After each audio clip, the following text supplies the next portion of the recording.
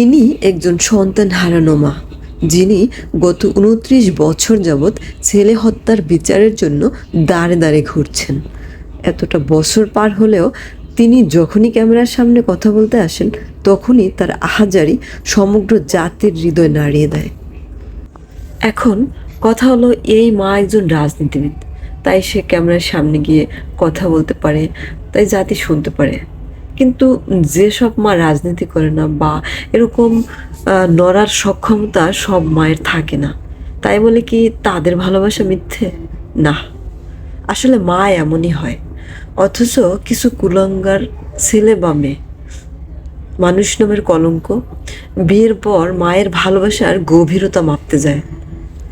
ওরা এতটাই অসভ্য যে বুঝতেই পারে না সব ভালোবাসার প্রমাণ দিতে হয় না। মা আর বোনের ভালোবাসার কখনো প্রমাণ নিতে যাস না রে কুলাঙ্গার। সবশেষে সালমানের মায়ের জন্য অনেক অনেক দোয়া রইল, তিনি যেন তার নিজের চোখে তার ছেলে হত্যার ন্যায় বিচার কার্য দেখে যেতে পারেন। আমিন।